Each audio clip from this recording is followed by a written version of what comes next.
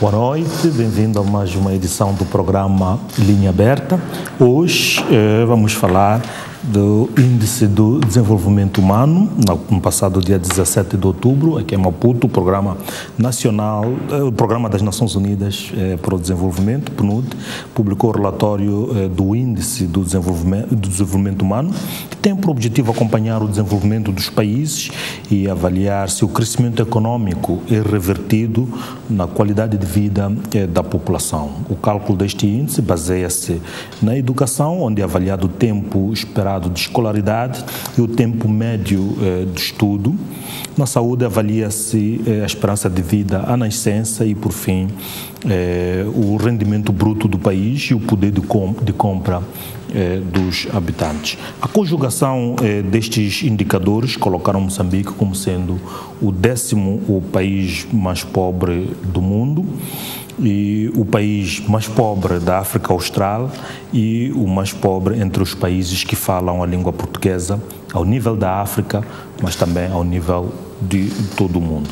E mesmo para discutir este assunto, como é que Moçambique pode melhorar o seu índice de desenvolvimento humano, e o que implica a melhoria das condições de vida das pessoas, principalmente nesses três indicadores. Tenho como convidado o Dr. António Cipriano, que é académico, e o Dr. Jorge Martini e também o Dr. Tomás Selemani, que é economista, e portanto é com eles que nos próximos minutos vamos analisar este relatório das Nações Unidas e ver até que ponto as políticas públicas nacionais podem ir ao encontro daquilo que é a melhoria das condições de vida dos moçambicanos e melhorar, por conseguinte, a colocação do nosso país a nível do ranking mundial.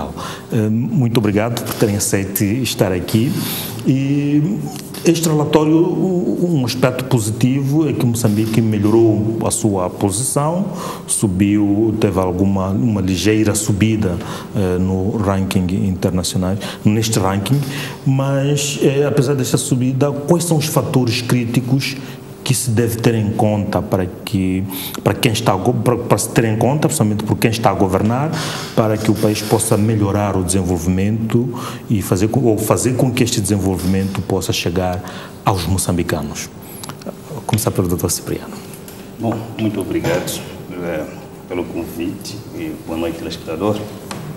Indo direto à sua questão, Francisco Mandate, preciso dizer o seguinte, que aparentemente Moçambique melhorou 2 pontos, porque no último relatório a sua pontuação era 0,435 e agora nesse relatório está 0,437, aumentou 2 pontos. Mas em termos de ranking, Moçambique saiu do lugar 179 para 180, ou seja, enquanto melhora 2 pontos, mas cai também uma posição e a Eritreia passa no lugar de Moçambique. Então é para dizer que o nível de competitividade entre os países está a aumentar e Moçambique parece que não está conseguindo acompanhar. Mesmo os 2 pontos, eles não foram suficientes para sair do lugar 79 para 107, mas sim caiu 79 para 180. Então aqui temos um aparente paradoxo, melhoria em 2 pontos, mas também a queda em nível do ranking como um todo. Agora, eu falaria mais no aspecto educacional, não posso mencionar outros aspectos da saúde e da economia, porque não sou expert em economia nem em saúde, mas em educação. Há muitos desafios para quem governa o país no campo das políticas de educação. Por exemplo, nós vamos a pegar o Plano Estratégico de Educação de 2011 a 2016, agora tem outro, 16 até 2020, 2021. Lá estão identificados os grandes desafios de educação moçambicana. Uma das grandes questões colocadas é a questão da aprendizagem com qualidade, ou seja, o problema da aprendizagem, porque não basta que nós tenhamos muita gente dentro da escola, é preciso que essas pessoas saiam da escola e que aprendam alguma coisa. Além disso, a gente das pesquisas que a gente faz, há um problema de Moçambique da retenção dos estudantes na escola, quer dizer, o tempo médio de estudo também é medido em função do tempo que a pessoa, quer dizer, a retenção, a capacidade do sistema a reter as pessoas, não basta ter o acesso, mas é preciso que as pessoas, de fato, concluam o ensino primário neste caso. Os dados são um pouco assustadores, ou seja, há umas pesquisas feitas em Nampula, Tete e Zambésia em relação ao absentismo dos professores e absentismo dos estudantes. Está a rondar em Nampula em torno de 50% das crianças que manifestam comportamentos de absentismo. Em Tete, a pesquisa foi realizada em 2017, em uns 3 distritos. Também a taxa de absentismo nessas escolas ronda em 56%. Então, está a perceber, as pessoas matriculam-se, questão da escolarização, mas o problema da alfabetização e da conclusão do nível primário de ensino, que é o nível básico de Moçambique, ainda continua sendo um grande desafio. Então, temos a retenção, a desistência e o que também vai impactar grandemente no problema da conclusão da escola primária. Além disso, o problema da aprendizagem. As pessoas que entram na escola, porque o IDH também mede a capacidade de o aluno saber ler e escrever corretamente ao fim do primeiro ciclo, ao fim do ensino básico, que em Moçambique é o ensino primário completo. Mas as crianças saem da escola sem saber ler nem escrever. Então, esses desafios já estão identificados. Então, o que é que está a falhar a nível das políticas públicas? Eu não queria ser muito pessimista. Talvez um dos grandes problemas que nós temos cá são a falta de uma política de Estado, e nós nos orientamos mais por uma política do governo, e essa política do governo sustentada da teoria de mandatos, em que estamos sempre a destruir e a construir. Nós temos o plano, a Política Nacional de Educação de 95, parece-me que abandonamos um pouco esta política e cada ciclo sempre buscamos reinventar a roda, e isto não contribui muito para a gente afrontar os desafios que a educação moçambicana enfrenta, que são conhecidos, mas a sua solução não tem sido muito eficaz. Eu diria que, olha, temos de começar a pensar numa política de Estado e abandonar a teoria de mandato, de modo que possamos dar uma continuidade daquilo que pensamos em 95, passam agora quase 20, 25 anos de uma política bem desenhada. Precisamos repensar nessa política e ver como que em cada ciclo nós podemos pegar pontos específicos da política e tentar implementá-los. Por exemplo, nesse ponto de escolaridade, tendo em conta que é um dos pilares, portanto, analisados neste relatório, que determina a subida ou não do país a nível do ranking, a escolaridade esperada dos moçambicanos é de 9,7 anos, mas só ficam 3,5 anos na escola, portanto, e mostra que é uma situação um pouco complicada, portanto, contra uma média de 5,6 na África subsaariana e 8,4 no mundo. Isso vai dizer que Moçambique, quer dizer, as pessoas se matriculam, mas não conseguem completar, quer dizer... Mas qual é o fator, o que é que falha para de fato as pessoas não conseguirem se manterem nas escolas e... Olha, há uma outra pesquisa que fizemos, agora não podemos citar a entidade para a qual estamos a fazer a pesquisa. Se vamos pegar, talvez o Martini, que era da saúde, depois já tocando nesse aspecto, a questão da fome, a má nutrição, as crianças, quantas crianças que vão para a escola com fome e não conseguem ficar na escola o tempo todo porque têm de sair para atividades socioeconómicas de modo que se alimentar. Este é um dos problemas de Moçambique. Eu arrisco-me a dizer que nós vemos a educação sob os olhos da cidade. Se nós levamos em consideração que temos quase 70% da população na zona rural, é preciso entender a educação a partir da área rural. Quais são os grandes desafios que o homem rural enfrenta para manter os seus filhos na escola? O problema da fome, por exemplo, é um problema gravíssimo. As crianças não conseguem ficar na escola por muito tempo, mesmo que fiquem, não conseguem aprender. Já pensou que uma criança que vai com fome das 7 até as 10, que são 10, 11 horas, o que essa criança vai aprender? Em termos de concentração, uma criança malnutrida, o seu desenvolvimento cognitivo é baixo. O que você espera desta criança ao fim das 7 classes? Se conseguir chegar, a taxa de reprovação será maior. Então, temos grandes desafios: pobreza, fome, má nutrição, o que leva também com que as crianças não fiquem muito tempo na escola, além, claro, dos ditos casamentos prematuros, mas não é o único fator. Temos outras questões para resolver aqui em Moçambique. Vou mesmo para o Dr. Martini, que tem mesmo é especialista nessa questão da saúde, que é o outro pilar que determina, portanto, a classificação do país em termos de saúde. Quais são os fatores críticos que têm que ser chamados à governação de modo a melhorarmos aquilo que é melhorar aquilo que é a qualidade da transformação do crescimento econômico em desenvolvimento? Eu penso que, boa noite a todos e aos meus colegas também do painel. Eu penso que a primeira coisa que aparece neste relatório é a complexidade dos desafios que Moçambique tem, não é? Hoje seria importante dizermos que houve um avanço na educação, mas a saúde ficou sem grandes avanços. Houve um avanço na questões de governação, mas a educação não pôde fazer. Então, a grande complexidade é que mostra que não avançamos de uma forma mais sistémica, não é? Em relação ao desenvolvimento, não é? A outra questão também que chama a atenção é que mesmo com o crescimento económico, ele pode ter reduzido a pobreza, como é demonstrado em vários relatórios, que houve uma redução da pobreza, ganhos também do crescimento econômico, mas esta pobreza é muito concentrada, essa redução é muito concentrada na população urbana. Então, também isto é uma característica que também vai ter com o setor de saúde. Não é? Nós vimos que nos últimos anos, esses ganhos, não é, que estamos a ter são ganhos muito reclamados a nível de onde há maior concentração de ganhos, que é Maputo cidade e Maputo província. Mas quando vamos para as províncias mais que têm províncias mais populosas e com níveis de pobreza bastante altos, esses ganhos não são visíveis. Então aqui há um problema de desigualdade, não é? Um problema de pobreza e é um problema de desigualdade. Significa que mesmo com os ganhos económicos que nós tivemos, não fomos capazes de, com alguma inteligência, fazer com que esses ganhos sejam melhor distribuídos, não é? Naquilo que seriam os setores prioritários, que é a saúde, a educação e outros.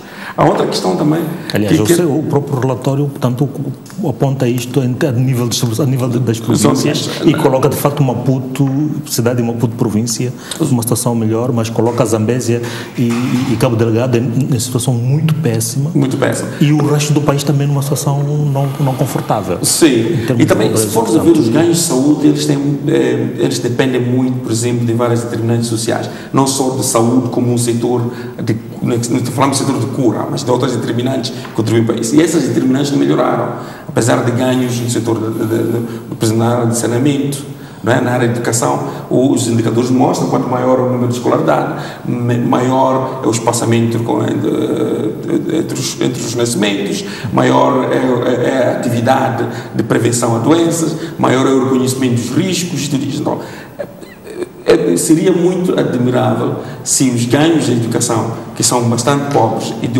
outros setores sociais como água, saneamento, a saúde, tivessem melhores resultados. Eu penso que aí seria para chamar a atenção. Mas o fator determinante, por exemplo, em vários relatores, é a questão de desnutrição crónica, como falou aqui o meu colega de painel, que nos últimos anos vem mostrando que o capital humano, que é onde está o maior ganho, enquanto hoje já não falamos muito da pobreza, mas temos desnutrição crónica, que é ainda muito alta neste país, bastante alta, que tem uma influência no desenvolvimento humano, quer no desenvolvimento psicomotor, quer na integração do indivíduo na sociedade, quer também na prevenção de futuras doenças ou doenças atuais.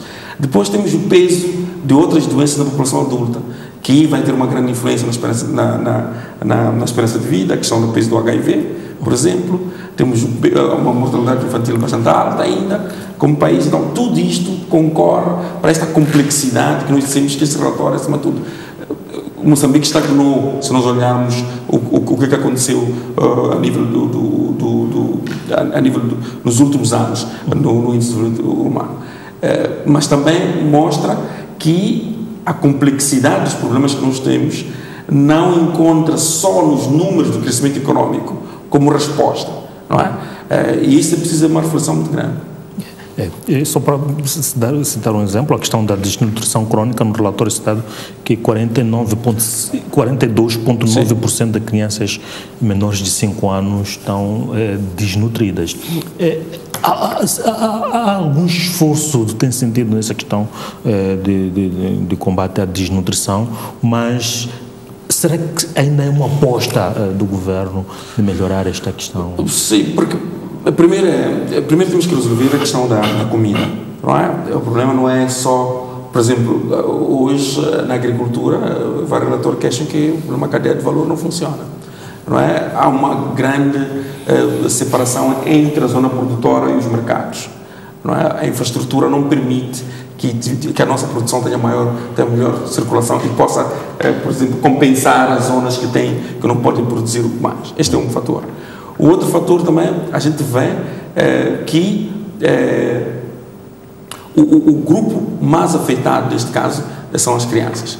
E nós vimos também que ao nível de pobreza rural tem uma grande incidência na criança. Mesmo se a gente olhar as taxas de fertilidade, não é? Vamos ver que elas variam, mesmo as taxas de nascimento, vamos ver que elas acontecem com maior índice a nível da zona rural. E onde a pobreza ainda tem um grande impacto. Então penso que não é possível. Mas muitas das vezes, concordando no nosso país, esta questão tem às vezes a ver com uma questão de conhecimento e de educação, porque muitas vezes as populações nas zonas rurais dependem da agricultura, elas produzem, mas às vezes o que dão de comer às crianças ou a forma como alimentam as crianças às vezes não é adequado. Sim, mas se olharmos para a experiência dos outros países, a Ásia, que fez podemos dizer, uma grande revolução em termos de saúde nos últimos 30 anos, não é? A Ásia, se olharmos as estatísticas dos últimos anos em termos de indicadores de saúde, era inacreditável os passos que deram.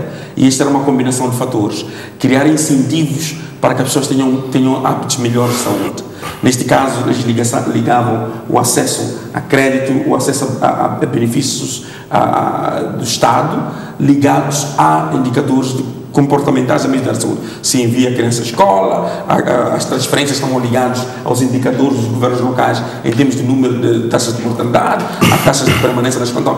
Eu penso que não podemos dizer que é uma questão das pessoas não terem informação. Eu penso que aqui há uma grande responsabilidade em termos de políticas públicas. Que incentivos em termos de políticas nós temos que permitem que populações mais favorecidas, porque temos que ter em conta que a população pobre significa ter menos escolaridade, ter menos oportunidades, ter menos recursos disponíveis para poder tomar decisões sobre o que é melhor ou o que é mau. Num momento de carência, só tens 2 produtos para poder fazer a alimentação diária, significa que você não tem muitas opções. Mas é preciso criar incentivos para que aquelas opções que estão perto possam acontecer. E isto tem que ser através de políticas públicas. E está demonstrado, os países que conseguiram fazer esse avanço foi assim. Não foi porque vamos fazer programas só de rádio, ensinar as pessoas como devem cozinhar, com papas melhoradas, não. Foi preciso haver políticas bastante de incentivos que estivessem em vários canais, não é? Desde a educação, saneamento, acesso à habitação. Para tu ter acesso à habitação a uma casa social do Estado, tinhas que responder a alguns indicadores de crianças na escola, de crianças completamente vacinadas. Então, temos que ligar os indicadores de desenvolvimento, os indicadores de acesso a produtos do Estado, que estejam ligados também a indicadores importantes da saúde e da educação. Sem isso, eu penso que ainda vai ser muito difícil nós podermos avançar. Dizer que basta só fazer campanhas de rádio, isso não, o comportamento precisa de incentivos. Sem incentivos não deixa de ser uma informação que é gastar rios de dinheiro e as pessoas não têm incentivo para mudar. E para manter o comportamento melhor, eles não têm incentivos para isso. Vamos agora olhar para outro pilar, que é o pilar econômico, que tem a ver com aquilo que é o rendimento do país, mas também aquilo que é a capacidade, o poder de compra do cidadão. Apesar de que nos últimos anos deteriorou a situação econômica do país, mas quais os fatores que podem ser tidos em conta para que possa-se melhorar esta capacidade, o poder de compra do moçambicano e também o seu rendimento per capita a nível nacional? Obrigado, boa noite. Infelizmente discutimos essas questões quando sai o Índice de Desenvolvimento Humano, mas o que o Índice de Desenvolvimento Humano diz é o ponto de situação em que o país se encontra, né? O rendimento per capita, a quantidade de bens e produtos que o país é capaz de produzir para alimentar os cerca de 29 milhões de moçambicanos. O que nós temos neste país, medido tanto pelo Índice de Desenvolvimento Humano ou pelos inquéritos do orçamento familiar e pelo inquérito de trabalho agrícola, pelos vários indicadores que medem o bem-estar das pessoas em Moçambique, é uma situação dramática.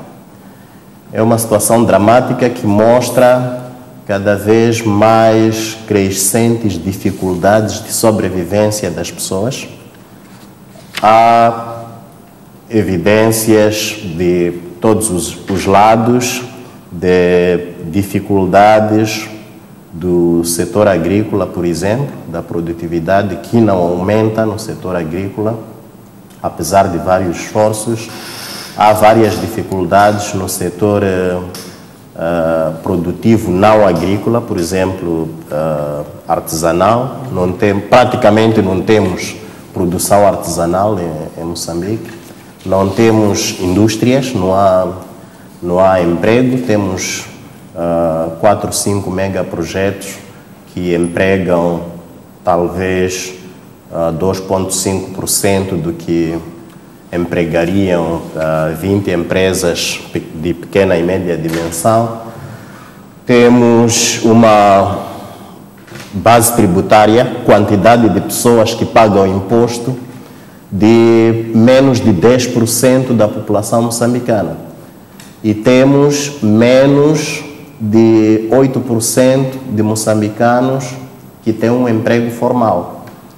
E, olhando para a estrutura familiar da sociedade moçambicana, quer dizer que cada um de nós que trabalha, que tem um emprego formal, tem que sustentar, em média, por aí 8, 10 pessoas.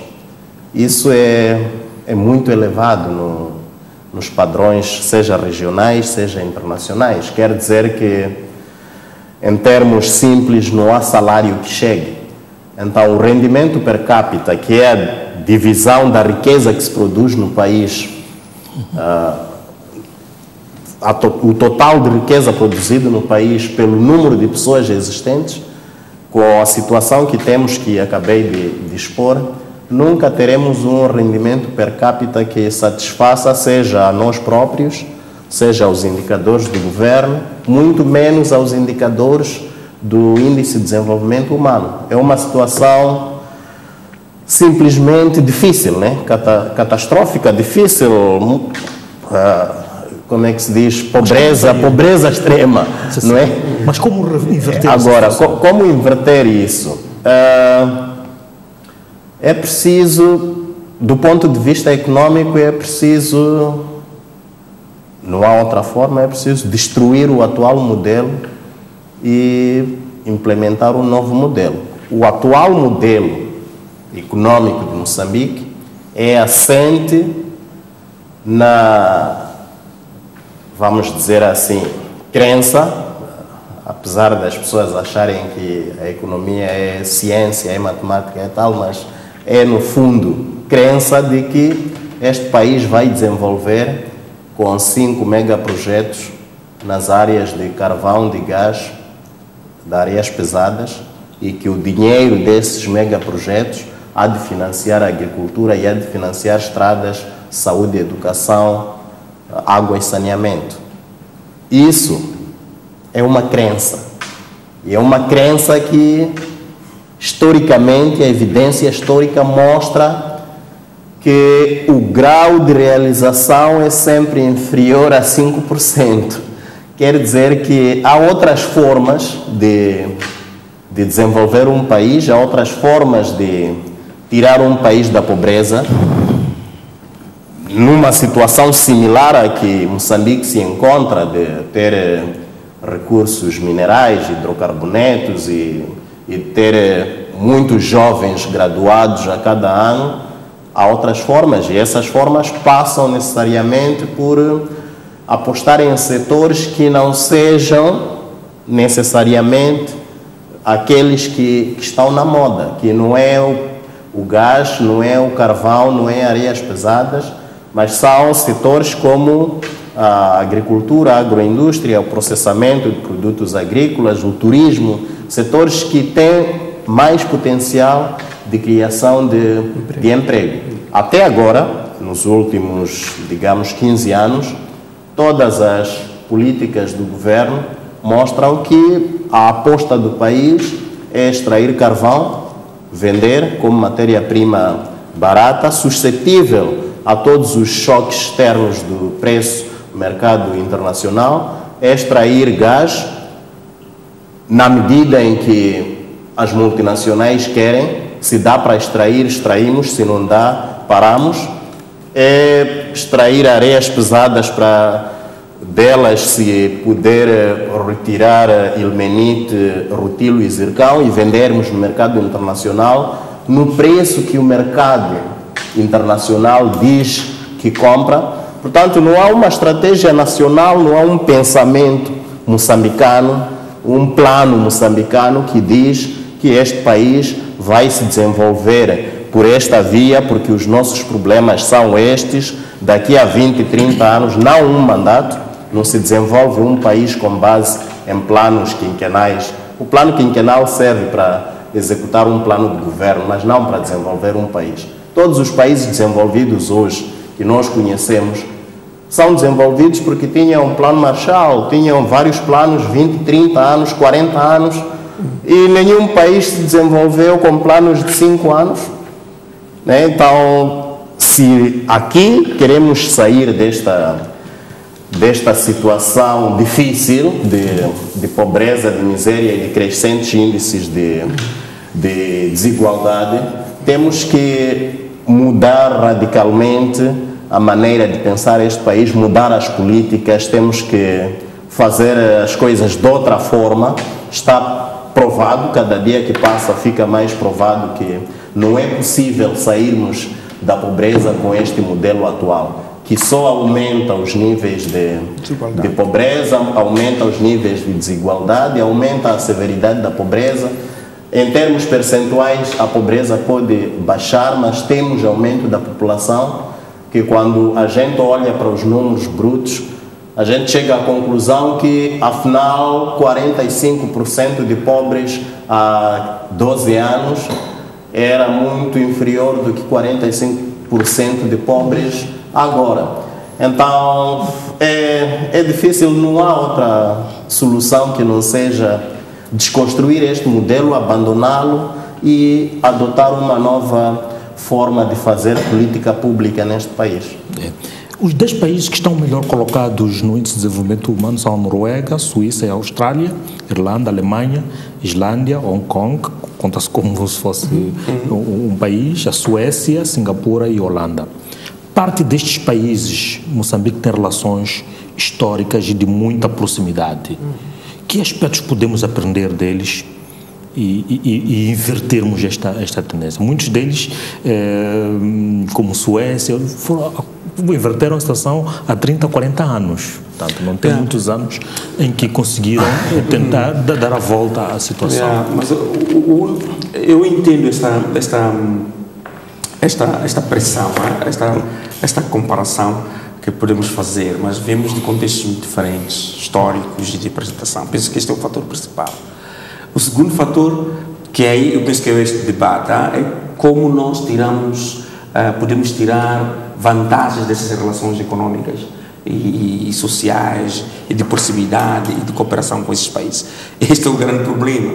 É que esses países fazem essa relação econômica através da ajuda. E hoje temos o problema da ajuda. O nível da ajuda baixou muito neste país. E isto tem a ver por questões até de indicadores de governação, de transparência, indicadores de como você maximiza os recursos que recebe. A maximização de recursos é fortalecer instituições, tornar relações de Estado e contratos sociais do Estado-cidadão mais fortes, não é? Criar instituições fortes, ter relações de políticas, ou ter políticas públicas, ou ter relações de coordenação entre instituições bastante relevantes para o debate público e para o funcionamento do Estado. E isto nós não conseguimos fazer durante muito tempo, não é? E como diz o meu colega aqui, também pela crença da fé, de que esta fé também que é uma herança do passado, o nosso passado histórico, somos um país pobre, nós herdamos a nossa própria terra, pobre, sem recursos humanos, e construímos isso. Mas 30 anos, 40 anos depois já não podes continuar com essa mesma crença. E hoje inventa-se uma nova crença. Qual é? A nova crença é que os recursos vão resolver esse problema. Não vão resolver. com essa rapidez que a gente precisa, não é? Vão levar anos. E nós vemos que com esta mudança demográfica, não é? Nós crescemos nos últimos 20 anos, triplicamos quase, não é? Não é possível pensar que os recursos vão poder acompanhar este grande crescimento populacional. E outra coisa, se olharmos o crescimento da população e o nível de crescimento de serviços, por exemplo, a infraestrutura da educação, a infraestrutura na saúde, saúde tem 1.500 unidades sanitárias, cresceu nos últimos 15 anos, não duplicou o número de unidades sanitárias do país. Então, mesmo nem triplicou o número de recursos disponíveis de financiamento para o Estado para lá. Então, penso que é preciso, não sei muito se é preciso destruir tudo. Eu aí também tenho agora certas reservas, não é? Também não, o modelo econômico. Sim, o modelo econômico. Mas o modelo econômico também é construído dentro desta fé do modelo social, não é? O modelo econômico parte do princípio de olhar os setores sociais como recursos, não é? Como inputs, não é? E nós vemos neste momento que estamos nessa encruzilhada, não é? Para onde ir, não é? E como é que a gente faz? E para mim, o maior problema é que todos estes relatórios e os vários documentos que nos saem, eu penso que a gente nem leva a sério essa discussão, não é? Nunca olhamos como uma grande oportunidade. E a forma disso é a maneira como se debate o orçamento de Estado. É a maneira como se debate o orçamento de Estado, não é? É a maneira, por exemplo, como hoje estamos a debater para onde vamos colocar os recursos das mais-valias. Quer dizer, tudo isso mostra com bastante clareza que ainda não estamos preparados ou não levamos tão a sério aquilo que os documentos nos dizem sobre que devemos refletir sobre nossas prioridades, devemos discutir melhor sobre qual é o contrato social como país que devemos ter, não é? Entre as populações mais vulneráveis, por exemplo, hoje vi que a Beira quer construir uma vala e destruiu casas, não é? E diz que é porque nós avisamos as pessoas que ali não deviam construir. Então, tu vês que esta construção de nação, esta construção da modernidade está em dar primazia à construção de estradas, não sei o quê, não ligarem isso, não há coordenação entre o desenvolvimento humano. Quer dizer, você tem estrada, mas você vai ter gente sem casa. Você tem estrada, vai ter gente que vai viver sob uma vulnerabilidade muito grande, não é? Aquelas pessoas não vão sair para um terreno na cidade da Beira, porque não existe terrenos da Beira. Não é? Vai sair sempre para a periferia. E o que significa periferia para a população pobre? Então, para mim, cerâmica, então, para mim, o grande problema é que ainda não há um debate muito sério sobre qual é a complexidade dos problemas que o país tem e como é que essa complexidade nos obriga a sermos comedidos com algumas soluções. Porque também é verdade, nós somos um país também que, apesar dos nossos problemas, somos bons em inventar soluções. Mas essas soluções se mostram ao longo do tempo que são a curto prazo, não são tão sofisticadas, não é? A sofisticação não é usar, como hoje demais, a sofisticação é usar questões tecnológicas, não. A sofisticação é outra coisa, é poder entender claramente o problema e saber qual é os níveis de esforços que tu precisas a cada um dos setores, a cada um dos problemas, a cada moçambicano, qual é o nível de esforço que precisa para poder avançar, não é? Mais um exemplo, não é? Agora, por exemplo, um exemplo rápido. Estamos agora a debater sobre a questão do desenvolvimento, do emprego. Há pouco tempo houve a revisão das taxas, a revisão dos preços em muitos produtos. Tu dizes, ok, tu tens que criar empregos. Quem cria empregos são pequenas e médias empresas. São as pessoas que criam empregos, não é? Então, se tu aumentas os custos para aceder aos instrumentos de criação de emprego, você não vai ter o emprego que precisa. Então, para mim, é esta clareza que ainda não tem sobre qual a ligação. Nós temos uma estrutura demográfica que é dominada por gente com idade abaixo dos 15 anos. Sim. E que é esta gente que demanda mais por os serviços de saúde e de educação. Sim. E, portanto, os recursos do Estado provavelmente terão que estar virados. Portanto, temos uma faixa etária que é de gente que trabalha, que é bastante reduzida para suportar um número muito elevado de gente que não trabalha. Como é que isto pode entrar na equação e melhor trabalhado para inverter? Porque eu penso que grande parte está em peso. Mas aí, Mandelarte, o que disse o colega lá da economia, o problema da base tributária leva à crise fiscal do Estado. O Estado tem uma crise fiscal. Claramente. Então, num contexto de uma crise fiscal do Estado, até a minha pergunta seria de que recursos se dispõe para poder levar adiante essa equação matemática para suportar essa população até os 15 anos que demanda muito serviço. Então, a sua pergunta foi de que a gente tem a Noruega, a Suécia, Hong Kong como caso de sucesso. Mas a minha pergunta é saber se de fato nós estamos disponíveis. A questão não é levar a sério, se de fato queremos levar a sério. Uma coisa é não levar a sério, outra coisa é ter vontade de levar a sério este debate. Então, será que de fato estamos em condições, temos vontade de pegarmos o caso da Suécia, da Noruega, o que eles fizeram para reverter os indicadores baixos na educação e na saúde? Estamos dispostos a pegar a política pública da Suécia, a política pública da Noruega no campo da educação e implementá-la efetivamente? Essa também é a grande pergunta, para a gente dizer que, olha, a Suécia, a Noruega, Hong Kong são parceiros de cooperação, eles são grandes exemplos que reverteram, embora essas ciências sociais não possamos levar as experiências, traduzir num outro contexto cultural e econômico. Há questões culturais que o que colocou. Eu até diria que estamos com vontade mesmo de pegar a Suécia como modelo. O que é que fez a Suécia na educação? É colocar as pessoas... Agora começou o debate da nova lei educacional, né? Que eu sempre disse que a nova lei educacional era uma lei um pouco... Você tinha um ensino primário bipartido de primeiro grau e de segundo grau. Quer dizer, ou escola primária completa. Então, a ideia da escola primária completa nos leva a pensar que existe uma escola primária incompleta. Você está a perceber? Então, a pessoa, para concluir, é P1, a escola primária do primeiro grau, a escola primária do segundo grau. E depois tu vais ver o número de escolas primárias de segundo grau são menores em relação ao número de escolas primárias do primeiro grau. Então, é uma base muito larga do primeiro grau e que o ensino obrigatório é de 7 classes. Então, as crianças nem chegam a completar as 7 classes porque existe uma defasagem na pirâmide entre as escolas do primeiro grau e as do segundo grau. Aí começa com o primeiro nó de estrangulamento, que tu não consegues fazer com que as crianças concluam as 7 classes, porque não existe escola, por mais que acabe a 5ª classe. Perto de casa, as crianças não têm uma escola próxima. E para andar é de levar 2, 3, 4, 5 quilômetros com fome. Pobres. Essa criança praticamente vai se ocupar de outras coisas mais produtivas para alimentar a sua fome, no lugar de andar 5, 6, 7, 8 quilômetros para ir encontrar uma escola do segundo grau. Então, essa questão de a criança percorrer no máximo 2 quilômetros para chegar a uma escola, como política pública, será que a nossa... Quer dizer, em termos fiscais, temos condições, temos vontade de, por exemplo, da Suécia, em que você não tem que andar mais que 2 quilômetros para encontrar uma escola.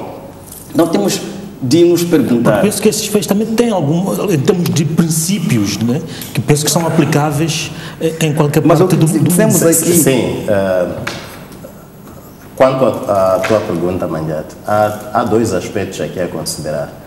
O primeiro é que na prática de desenvolvimento não devemos pegar um caso como Moçambique e querer tornar Moçambique como a Suécia é. Porque é como se um atleta de 100 metros quisesse passar para 800 metros de hoje para amanhã. Não é possível.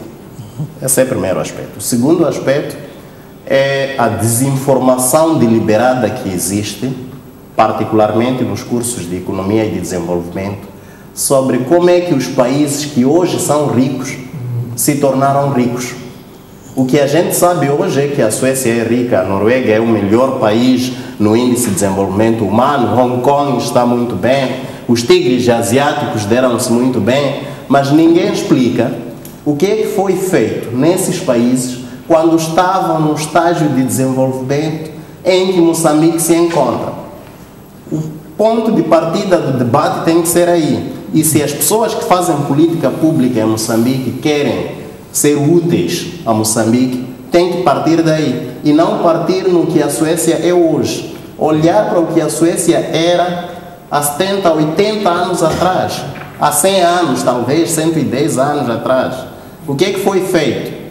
E aí é um paradoxo muito grande, porque o que esses países fizeram nessa altura não é o que nos dizem para fazermos hoje. Há um livro muito famoso que anda por aí de economia política que se chama qualquer coisa como os maus samaritanos. Esses países, o Banco Mundial, o FMI, hoje são maus samaritanos, que é o oposto dos bons samaritanos, né? Que em vez de nos dizerem o segredo que eles usaram para se tornarem ricos, vem nos dizer uma série de coisas que nós fazemos, estamos a fazer, por exemplo, no caso de Moçambique, desde 1987, este país está a implementar uma série de reformas, mas a pobreza está a aumentar, a corrupção está a aumentar. Este país, se calhar muita gente não sabe, este país não tinha corrupção. As primeiras 2 pessoas apanhadas em casos de corrupção suicidaram-se por vergonha, porque não conseguiram viver numa sociedade em que ninguém era corrupto. Hoje, a corrupção é a maneira de viver. Qualquer pessoa acha que é normal. Então, há uma série de aspectos que é preciso desconstruir, é preciso ter coragem de dizer aos mestres e aos guias do desenvolvimento que nós estamos num estágio, temos que seguir o nosso próprio caminho. E esse caminho não vai ser sempre, ou não vai ser necessariamente, o caminho que eles acham que tem que ser. O outro aspecto importante relacionado com isso é a definição de políticas nacionais olhando para a realidade moçambicana. Por exemplo, estamos a discutir o Índice de Desenvolvimento Humano, que tem vários indicadores. Esses indicadores são gerais, são aplicáveis em qualquer realidade. Por exemplo, os anos de escolaridade. O índice diz que para Moçambique tem que ser 9,5, ok? Mas quem me garante a mim que uma criança moçambicana tem as mesmas necessidades que uma criança tailandesa, que uma criança ganesa, que uma criança indiana? Onde está a análise moçambicana de o que uma criança moçambicana precisa em termos de escolaridade para chegar a um nível em que se torna, vamos dizer, produtiva para a economia moçambicana e ajuda o país a sair do marasmo da pobreza? Não é necessariamente o número de anos que se usa, por exemplo, na OCDE. Aqui há de haver variáveis que não se aplicam na Índia, não se aplicam no Ghana, talvez não se aplicam em Portugal, em outros países com que a gente se relaciona. A sua pergunta sobre o que a gente pode aprender desses países. O Jorge esteve a responder que esses países vêm para cá para ajuda. A ajuda já acabou há 20 anos. Agora esses países vivem na onda do que se chama fadiga da ajuda, né? Da aid fatigue. Então, estão cansados da ajuda. O que se chamava da ajuda agora é gerido pelos ministérios nos países deles de cooperação e de comércio. Quer dizer que agora é business. Acabou a ajuda, eles vêm cá, querem os recursos naturais, querem tirar proveito. A minha pergunta é, quando o nosso ministro se senta com eles, qual é o pensamento que ele tem de tirar proveito de uma Suécia, de uma Irlanda, dos Estados Unidos, da Finlândia, tirar proveito para Moçambique? Qual é? Não sei qual é. Mas a questão é Moçambique. Moçambique? Devemos ver se o que está em causa nessa negociação é Moçambique ou o brilho individual. Sim, mas essa é outra discussão. Mas há uma outra questão. Quer dizer, há estágios de desenvolvimento, há maneiras de pensar que, se for pelo individual, essa é uma discussão também interessante. Curiosamente, é um argumento muito polêmico, mas curiosamente os tigres asiáticos desenvolveram-se combinando o individual com o nacional. Sim, combinado. Então, não há evidência histórica, não existe evidência histórica de que um país ficou pobre porque o ministro que foi negociar os contratos pensou mais no individual do que no nacional. É polêmico, sei que muita gente não gosta porque a agenda hoje em dia é combate à corrupção, é que os servidores públicos são corruptos, apesar de muitos serem, mas há vários que não são. Eu sei que não são, mas não podemos ficar nesse... Sim, mas há um aspecto que eu gostava de trazer a debate em relação a este aspecto, é que, analisando o índice, percebe-se que, pegando os 10 países, as 10 maiores economias do mundo, verificamos que só a Alemanha está entre os 10 mais ricos, portanto, os melhor colocados no índice de desenvolvimento humano. Portanto, a China, por exemplo, que é a segunda maior economia, está no lugar 86, portanto, a nível de desenvolvimento humano. O Brasil, que tem nonos, tem 79, muito abaixo de Cuba, Seychelles. Isso é de 2010 para cá. Sim, mas eu gostava de olhar na seguinte perspectiva. Será que nós não nos espelhamos mais, não procuramos muito mais pelo desenvolvimento econômico, do que tanto o desenvolvimento das pessoas? É assim, o que está a dizer está correto. O que aconteceu com esse índice é que mudou de metodologia de 2010 para cá, havia 8 anos para cá. E a mudança foi essencialmente a introdução da variável de desigualdade. Desigualdade de rendimento, desigualdade de género e desigualdade das várias componentes da pobreza, a introdução do que se chama pobreza multidimensional. Então, de 2010 para cá, os países são avaliados de outra forma diferente do que eram avaliadas de 2009 para trás. Por exemplo, a China, com todo o boom que tem, não é considerado um país desenvolvido em termos do índice de desenvolvimento humano. A África do Sul, o Brasil, os Estados Unidos são uma grande potência, a maior potência mundial, são o país mais desigual do mundo. Então, enquanto forem desiguais, não vão ser um exemplo em termos de desenvolvimento humano. Por isso é que os nórdicos, que são mais igualitários, são o topo, estão em cima, né? A Noruega é número 1 e os outros também. A Alemanha é o único que está tanto no topo do índice de desenvolvimento humano, está também no topo da OCDE, dos mais industrializados e tal. Nós, já agora, qual é a nossa perspectiva? Queremos ser ricos, mas desiguais, ou queremos ser industrializados? Qual é a nossa questão que coloca? Qual é a nossa perspectiva? Mas qual é o tipo de Estado que nós temos cá? Porque a Alemanha e a Noruega, por exemplo, eles passaram da década de 30 para cá a construir o welfare state. Aqueles que destruíram o welfare state, onde estão hoje, caso da Inglaterra. O Brasil, por mais que seja a nona economia do mundo, mas em termos de desigualdades sociais, são terríveis no Brasil. O acesso à educação é apenas para uma pequena elite. Então, como tu estás a falar, que o que está a medir é desenvolvimento humano, não econômico. Se for crescimento econômico, são países com altos índices de crescimento econômico. Mas em termos humanos, não existe a redistribuição equitativa da renda. Então, nós não queremos chegar. Primeiro, o tipo de Estado que nós estamos a construir. Mas queremos chegar a questão que se coloca é essa, que nós temos clareza. O debate é esse. Nós temos clareza o que nós queremos. O debate é filosófico. Mas aí é um outro aspecto. A questão é essa, se nós temos clareza, se nós queremos estar entre os mais ricos, entre as maiores economias, ou queremos estar desenvolvidos, ter as pessoas desenvolvidas. Há um grande, por exemplo, vou falar do princípio da saúde, tá? Não é um debate ideológico. Quer dizer, você hoje pergunta a qualquer dirigente qual é o tipo de sistema que você está a construir. Ninguém vai dizer se é um sistema público ou ele está a ver um sistema misto para o futuro.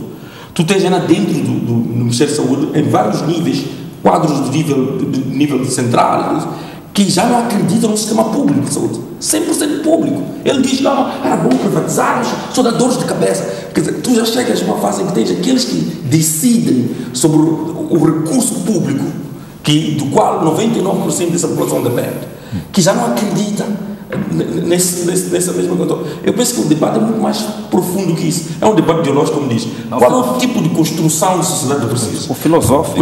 Onde é que essa saúde vai ser? Onde queremos chegar? Ou vai ser uma saúde mista? E por que tem que ser um sistema misto? Ninguém é capaz de dizer porquê. Só diz que porque o Estado não tem dinheiro. Porque as pessoas pagam pouco. E não há um estudo profundo em termos de, qual é o tipo de sistema público que queremos construir? É um sistema público que vai continuar público para os próximos anos. Por que deve ser público? Porque é mais democrático, é mais igualitário, é um sistema que transforma a vida das pessoas, coloca o moçambicano no centro do desenvolvimento, coloca o moçambicano como beneficiário dos recursos, coloca o país a servir ao moçambicano. Quer dizer, não há esse debate. Então tu ficas sempre nesse debate. Mas por que não é esse debate?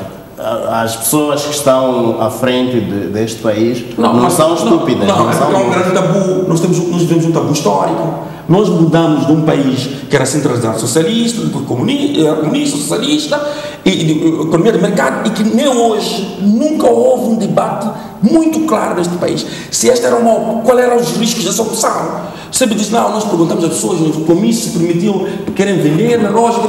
Isso é um debate político. Mas em termos de construção, mesmo nas universidades, não há esse debate. Não há um debate sério sobre que tipo de país está a construir, que tipo de economia está a construir. Como é que você caracteriza o sistema público moçambicano de saúde? É um sistema público, sim, porque toda a gente vai para o sistema público. É precário, sim, é precário. Porque é um sistema que só serve ao pobre, não é? Não serve ao rico. É um sistema que o pobre continua a ter um mínimo de serviço. Apesar de colocar o médico, se você olha para o conjunto de recursos que você mobiliza para ainda é muito pouco. Então, eu penso que tem que haver uma discussão nesse sentido. Não é dizer que... E este é um problema histórico. É um problema histórico que o país não conseguiu avançar de uma discussão. Porque é um tabu político, porque significa que se você começa a discutir que tipo de país tem, qual é o país, qual é o nível de visão, você tem que perguntar já ao partido. Qual é a visão do partido? O partido mudou para que sentido? Qual é a forma? Então ninguém quer discutir. Mas Martini, isso estás a falar da saúde, concordo completamente. Mas a situação é mais grave.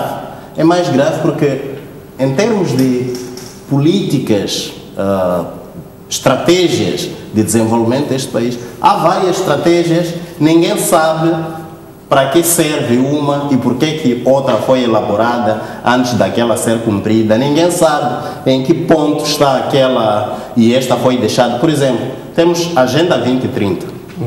Temos a Agenda 2025. Ninguém sabe explicar por que há a Agenda 2025 e foi feita uma 2030. Por que o diferencial de 5 anos foi considerado suficiente para se elaborar nova política? Ninguém sabe explicar isso. Ninguém sabe explicar por que havendo a Agenda 2030, havendo 2025, foi elaborada uma política de desenvolvimento industrial que de indústria e de industrialização não tem nada. Ninguém sabe. Ninguém sabe qual é a ligação entre essas políticas e o plano quinquenal do governo. Não tem nenhuma ligação, é tudo uma lista de compras. Vamos fazer 2 poços, 4 quilômetros de estrada. Não tem nenhuma ligação, não há nenhuma perspectiva de desenvolvimento, de criação, o que estávamos a dizer, de criação de uma sociedade desenvolvida, próspera, menos desigual, para não dizer igualitária, menos desigual. Não há. Daqui a quantos anos é que queremos erradicar o analfabetismo? Não há isso.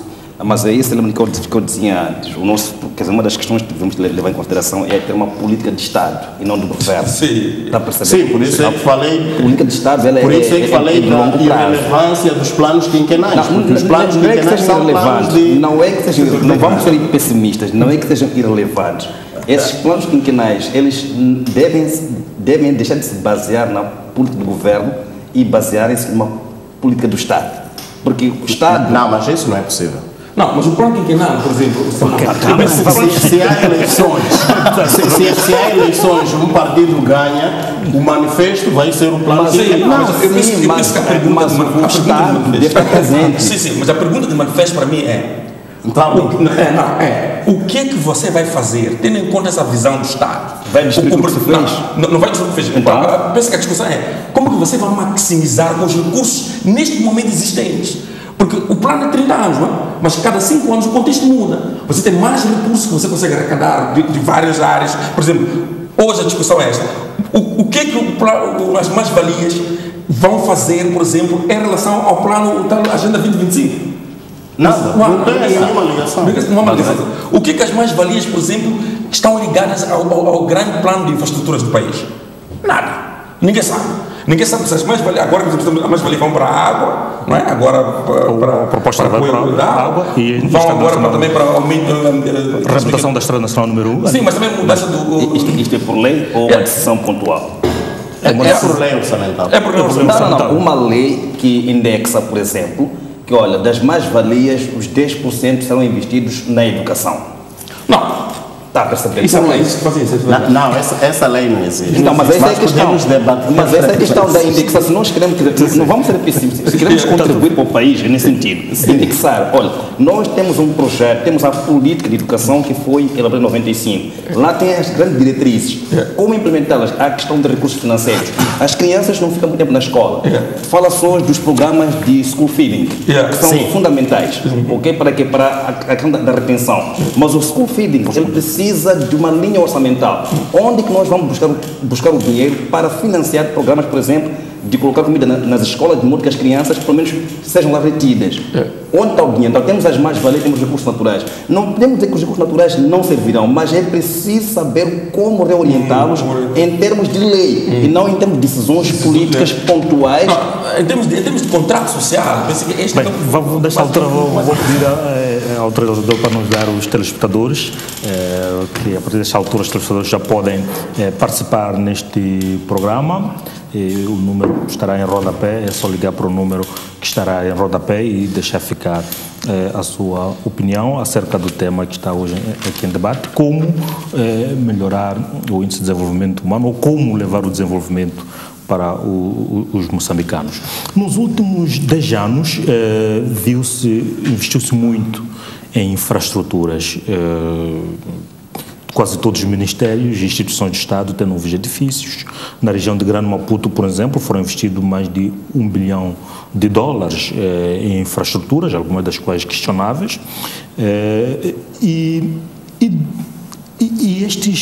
olhando um pouco, fugindo um bocadinho, olhando para aquilo que são os resultados, por exemplo, eleitorais, sente-se que há uma grande insatisfação, apesar de dizer, e até olhando não só Maputo, mas olhando para as cidades onde houve muito investimento em infraestrutura. Vamos para a Beira, por exemplo, também houve um grande investimento nas infraestruturas. Mesmo assim há uma insatisfação das pessoas. Se olhar, por exemplo, os resultados na Beira, sente-se que o Davis Mango perdeu quase 30% de votos. Apesar de ter investido milhões em infraestrutura, mas perdeu. Portanto, significa que as pessoas há um mais investimento nas infraestruturas, mas não há investimento nas pessoas. Eu tenho dois aspectos em relação a isso. Primeiro, eu penso que é preciso dizermos aqui... Bem, desculpa-me, vou tentar ter uma transportadora já em linha. Boa noite. Transportadora, boa noite. Alô, boa noite. Sim. Já está participando do programa. Sim. Comecei a ver tudo, não consegui perceber. Alô? Sim, nós estamos a perceber, estamos a ouvi-la perfeitamente. Sim, exato. Eu vou falar como cidadã moçambicana, não é? Do ponto de vista de contributo humano e também do ponto de vista, o programa é como contribuir para o índice de desenvolvimento humano. Mas aqui estão a discutir em várias vertentes, não estão aqui a trazer a solução. A primeira questão que eu vou fazer é: qual é o interesse essencial deste tema? O que é que, como é que eu posso chamar, os comentadores que estão aí querem trazer para nós? E para onde é que vai a solução deste tema após o programa? Outro ponto é, os comentadores por acaso estavam a tocar em pontos muito, muito importantes. O primeiro ponto, um dos comentadores comentou que eu gostei e é real. Primeiro, existiu uma comparação que o próprio jornalista fez em relação aos países exteriores e aqui em Moçambique. Vamos olhar do ponto de vista da educação. Do exterior, existe muitos benefícios que o próprio Estado dá, muitas políticas públicas que o Estado dá para que os jovens, ou seja, os adolescentes, as crianças, por aí em diante, por si só tenham vontade moral de estudar e sem desistência, porque ali não dá um suporte total aos seus pais encarregados de educação. É uma diferença que existe cá no nosso país. Outro ponto nesse mesmo contexto é que aqui em Moçambique, quais são as políticas públicas que são feitas do ponto de vista ao cidadão? E outra questão, e esse mesmo cidadão, qual é o conhecimento que ele tem em relação ao interesse do seu dever de cidadania, desculpa. É é muitos pontos que eu deveria cá tocar, muitas partes que os comentadores estão aí a tocar, que deveria se abranger, ou de outra parte o comentador, desculpa, não sei o nome de raça, comentou que quais são os debates que são feitos em academia em relação a esse assunto. Nenhum, não se faz nenhum debate. Estamos a formar jovens, as pessoas pagam faculdades muito caras, pessoalmente, mas o indivíduo sai de lá e fica com o seu certificado guardado. Não sabe dar o contributo daquilo que ele foi aprender na academia, porque o próprio Estado, eu não vou falar do governo, o próprio Estado não dá espaço a isso. Qual é o espaço que nós temos? Quais são as políticas públicas que dão porta de entrada para que o indivíduo, após se formar, independente de se formar com o seu esforço, ele depois vai contribuir com o desenvolvimento, tanto do índice de desenvolvimento humano, como mesmo da própria sociedade. Não existe essas oportunidades. Quais são as oportunidades criadas em termos de políticas públicas para que nós, independente do Estado, não estar... porque se nós formos a fazer uma comparação entre Estado e governo, do meu ponto de vista, não existe. Podem responder os comentadores qual é a diferença que existe do Estado e do governo. Por nós, se formos aqui acreditar em termos de políticas públicas em benefício do cidadão, vão sempre alegar que não há dinheiro porque o nosso país é pobre. Será que o nosso país é pobre? O que acontece quando um presidente entra no poder? Todos os filhos começam a exteriorizar em termos de vida, altos tipos de vida, por aí diante. Será que esse dinheiro era de seu pai? Ele só guardou a partir do momento que ficou presidente, ele começou a dar o dinheiro ao filho para comprar carros e injetar dinheiro nas discotecas? Esse mesmo dinheiro, será que não se pode implementar nesses pressupostos que compõem o desenvolvimento de uma sociedade, que é a educação, que é a saúde, que é a habitação para os jovens? Afinal, onde é que nós vamos chegar? Tem muitos pontos que eu gostaria de tocar, mas tanto nervo consegue notar a partir da minha voz, e não estou mesmo satisfeita. Eu sou cidadã, sou jovem, sou moçambicana, gostaria um dia de ver esse país realmente desenvolvido. Se nós formos olhar, um dos comentadores comentou ali que realmente isso é um fato filosófico, é um tema filosófico. Por quê? Porque em algum momento nós teríamos que meter o Aristóteles e Platão para fazermos o estudo desse assunto que está acontecendo na nossa sociedade. Porque nós, quando olhamos para um indivíduo que vai governar um certo país, esse indivíduo por si só já tem que estar organizado, já tem que estar bem economicamente. Como é que você vai pôr um indivíduo que não está bem economicamente para cuidar de uma sociedade? Lógico que esse indivíduo primeiro tem que dar aos seus para depois cuidar da sociedade. E em que momento esse indivíduo, que é o nosso aqui, que é o Estado, o governo, já cuidou de nós como pessoa, como cidadão? É muito assunto, então eu prefiro parar por aqui. Obrigada. Muito obrigado, senhora Selma. De fato, este assunto é desenvolvimento, de fato, mexe, mas pronto, há muitos outros aspectos a olhar, mas nós escolhemos os três que são os pilares, portanto, desta avaliação que é feita ao país. Portanto, a linha continua aberta para os transportadores poderem ligar e deixar ficar a sua opinião. Esta questão... Eu falava da infraestrutura, já? Duas coisas importantes, que é primeiro de base, as nossas infraestruturas, 80% delas foram construídas sem transparência. Então não há transparência da infraestrutura. Nós também foram construídas muitas coisas, mas quanto custaram? Qual o custo financeiro e custo económico do esforço que o país fez? Então as pessoas não viram para onde ia o dinheiro. Não é porque é preciso dar o valor económico. Não sabemos de onde o dinheiro veio para aquilo. Muitos foram por empréstimo, mas ninguém sabe. Esse é o primeiro aspecto. O segundo é, as infraestruturas que foram construídas, muitas delas, não há um valor agregado. Não. Qual é o valor económico, social, de coesão social, desenvolvimento? O que traz aquela infraestrutura ali? Logicamente há polêmica entre o Estado... Vou ter que interrompê-lo. Tem o senhor Cadu Moreira, que nos liga da Matola. Boa noite, senhor Cadu.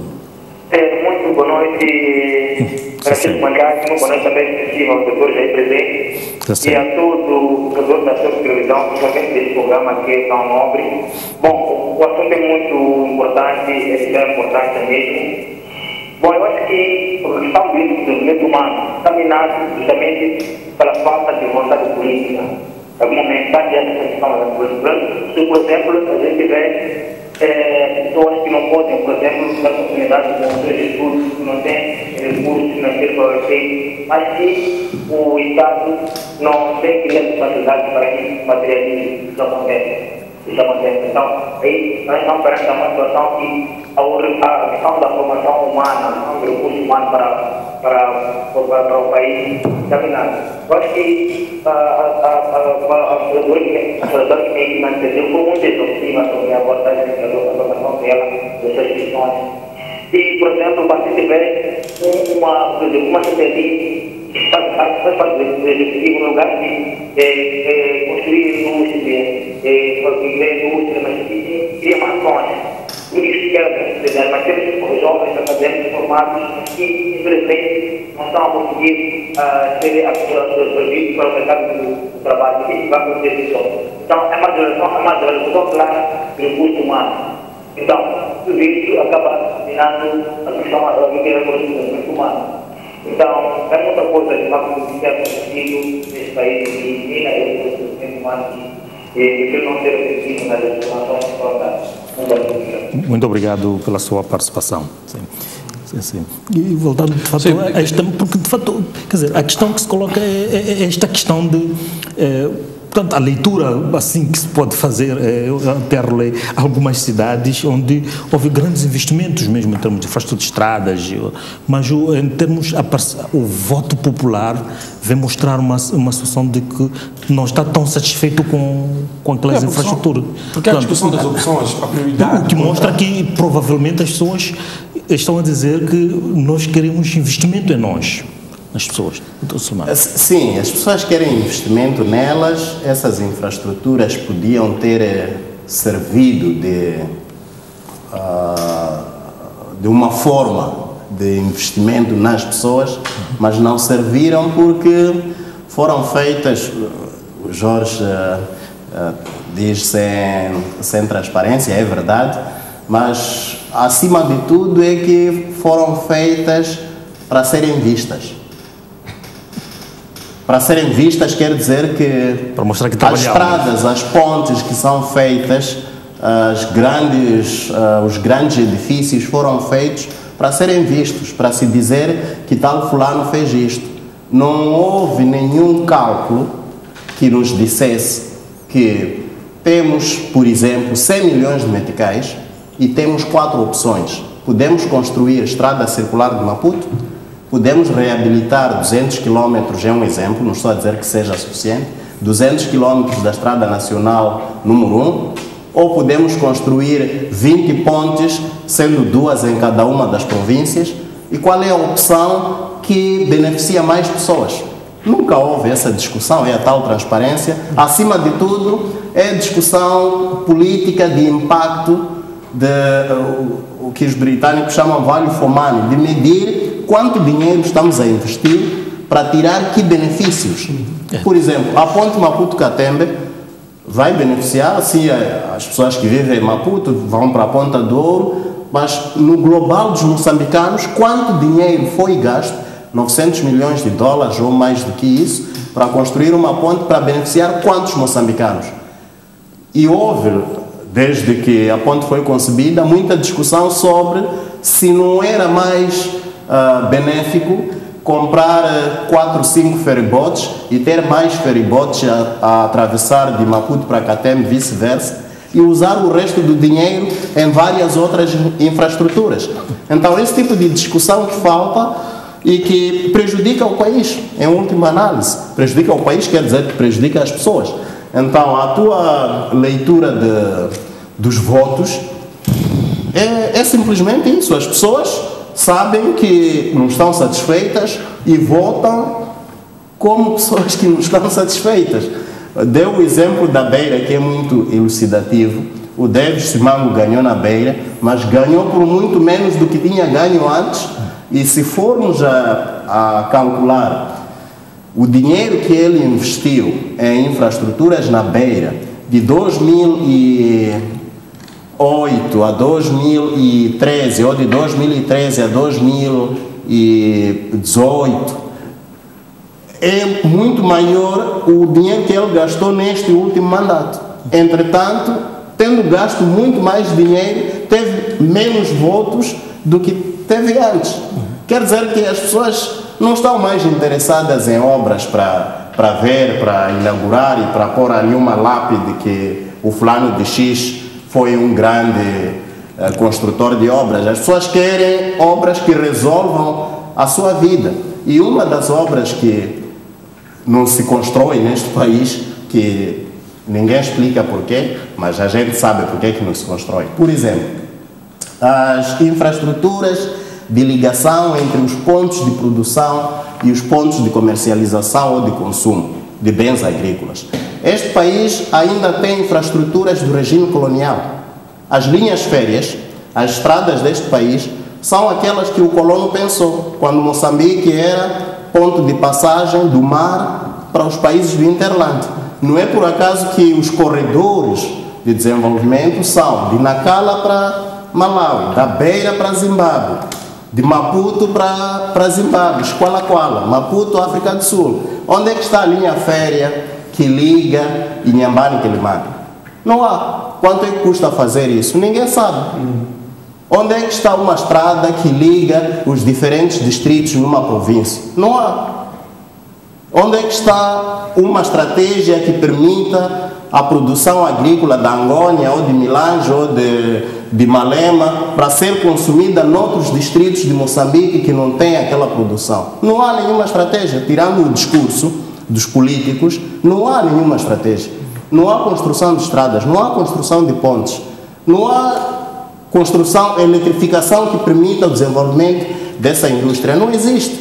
Então, não podemos ficar surpreendidos quando as pessoas nos mostram que, de facto, não são estúpidas. As pessoas sabem o que querem, votam como se sentem, felizes ou infelizes, neste caso foi infelizes, mas se este país não for repensado, este aspecto particular das infraestruturas, não podemos continuar com as linhas férreas que os portugueses fizeram, as estradas que os portugueses fizeram. É impensável que 40 anos depois da independência, o único meio de ligação seja a Estrada Nacional número 1. Simplesmente inaceitável. Porque há um corte, por exemplo, no Xai-Xai, já agora há muitos engarrafamentos na cidade do Xai-Xai, perturba completamente a circulação centro-norte. Há uma confusão no Xunga e corta-se o país. Há umas cheias no Mucuba, a ponte sobre o rio Licungo vai embora, cortou-se o país. Quer dizer, estamos numa precariedade tal que ninguém pode justificar e as pessoas não podem aceitar. Estamos mesmo em cima da hora. Mesmo últimas considerações, doutor Antônio Cipriano. Bom, eu apenas queria falar, assim, não, rapidamente, era que na Academia de Debate, no ano passado, a nossa faculdade organizou o primeiro encontro nacional de pesquisa em educação e que a temática era a educação e a interface com o desenvolvimento socioeconômico. Não é que nós não debatemos, a solução de debater na academia, eu acho que é preciso mais aprofundar o debate de modo que as pessoas possam vir à academia e discutir problemáticas de educação e desenvolvimento. Em relação às políticas públicas que a colega perguntou a Selma, eu penso que há muitas políticas no campo de educação, uma delas é a política da valorização do docente, porque os professores não podem só vir no dia 12 de outubro reclamar que não têm condições de trabalho. Os professores deveriam estar sempre a lutar por melhores públicas que valorizem a sua profissão docente. A questão da permanência dos estudantes na escola que foi colocada é fundamental que a gente encontre mecanismos para que os estudantes eles permaneçam mais tempo na escola.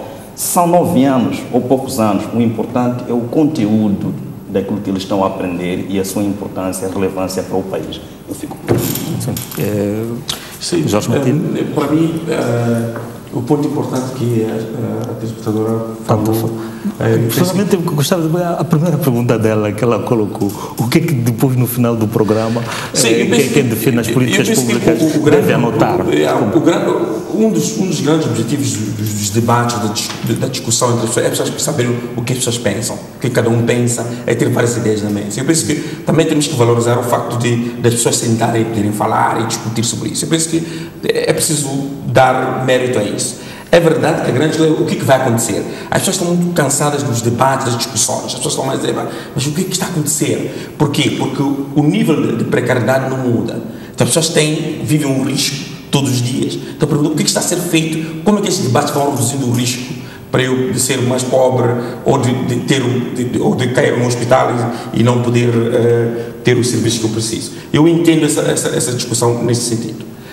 E eu penso que aí também está a função daqueles os fazedores de políticas públicas, não é? Em ver esse tipo de, a pertinência dos debates, a pertinência das discussões do que os telespectadores falam e poder tirar partido disso. Não é? E tirar partido significa questionar, ativar discussões internas entre os fazedores de políticas públicas e poder dizer, ok, onde houve um debate, o que vocês acham daquilo? Quer dizer, é preciso avançar por aí. Não é? Agora, para mim, o ponto, na reta final, para mim o ponto essencial é este aqui. É preciso que nós tenhamos em conta que o nosso problema é um problema de aceleração. Não é? Nós não estamos a conseguir acelerar a redução da pobreza como nós esperamos. E esse é um grande problema. Nós saímos de uma pobreza em 2012 estava a 69, hoje desceu para os 46, 38, 46. Eu penso que é um avanço enorme. Mas o grande problema é que nós desistimos de forma muito fácil. É muito fácil a forma como mudamos de prioridades. Como $1 milhão podia abrir postos de água neste país, a gente gasta no concurso público para fazer uma tenda de lançamento de um programa num distrito. Quer dizer, esse para mim é o grande problema. Nós temos mais fé em recursos minerais do que naquilo que realmente transforma a vida das pessoas. Eu penso que é preciso que a grande atenção que estes programas, estes relatórios trazem, é que, por favor, concentrem-se. Não percam o foco em relação à redução da pobreza, em relação à redução das desigualdades, em relação à expansão do ensino, porque nós expandimos muito. Para quem conheceu a precariedade que esse país expandiu muito, para quem veio de uma guerra civil, nós fizemos avanços importantes. Mas esses avanços estão a ser lentos. Então a grande discussão, eu penso que é o que é preciso fazer para acelerar esse avanço? E acelerar sem fraturas, porque o grande problema também é que a frustração cria fraturas. Alguém, não, mas isto não funciona, eu acho que vamos deixar de fazer que não. O que é preciso fazer para acelerar sem fraturas que depois são difíceis de resolver. E essas fraturas, por exemplo, era preciso haver distribuição. Nós achamos que é preciso acelerar a melhor distribuição. O que aconteceu? Tivemos uma guerra agora há pouco tempo, não é? Porque o problema é de distribuição. Mas a distribuição não pode nos levar à fratura como cidadão, à fratura do contrato social entre nós, cidadãos, não é? E o Estado. Então é preciso arranjar formas de que aceleremos o desenvolvimento através do uso melhor dos recursos, racionalizar melhor os recursos, colocar onde é prioritário, reduzir esta coisa do ego, não é? Porque eu acho que a nossa classe política vive muito do ego, não é? Infraestrutura, construir coisas grandes que não servem para nada, é só para o ego do que eu fiz, mandato, toda a gente me serve. Não, hoje em dia as pessoas estão mais preocupadas em o que está acontecendo. Soluções, pôr comida na mesa, soluções de educação, pôr as crianças a estudar e soluções e habitação. Eu penso que este é um ponto essencial. Emprego. Um ponto importante para finalizar. O que não ficou resolvido neste país é a questão de emprego. Sem emprego, eu penso que não é possível distribuir a renda. Ok, bem, doutor Silmar, pronto, ficou. Mas você tinha um remate final mesmo, estamos mesmo em cima da hora. Assim. Último ponto. Para desenvolver este país temos que definir prioridades. Temos muitos problemas como país. Não é possível resolver todos os problemas de uma vez. Tem que haver priorização, não podemos continuar a ter milhares de planos, tem que haver um plano que seja cumprido até o fim, depois cumpre-se outro plano. Priorização é, para mim, o mais importante neste momento. Obrigado. Muito obrigado a todos por terem estado no programa e os telespectadores também por terem nos acompanhado, nesta quase 1h30, e nós voltamos na próxima terça-feira com mais tema para debate aqui no programa Linha Aberta. Boa noite.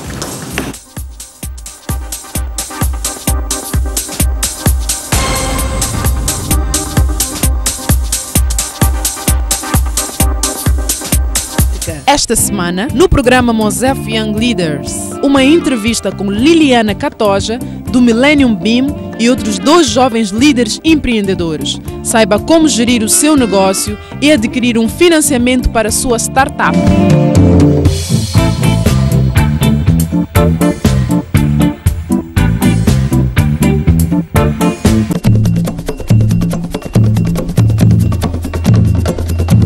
Exemplos de cidadania e de iniciativas inovadoras numa África promissora. Da cultura ao desporto, dos direitos humanos ao género, da agricultura às novas tecnologias, não deixe de acompanhar reportagens de casos de sucesso que ajudam a transformar o continente num lugar melhor. Nós vamos e temos de ter uma orquestra sinfónica neste país. Nós, as mulheres com homens, não temos diferença ao trabalho. Todo o serviço que fazem, homens também nós mulheres fazemos. Veja a África em Movimento todos os dias aqui na STV Notícias.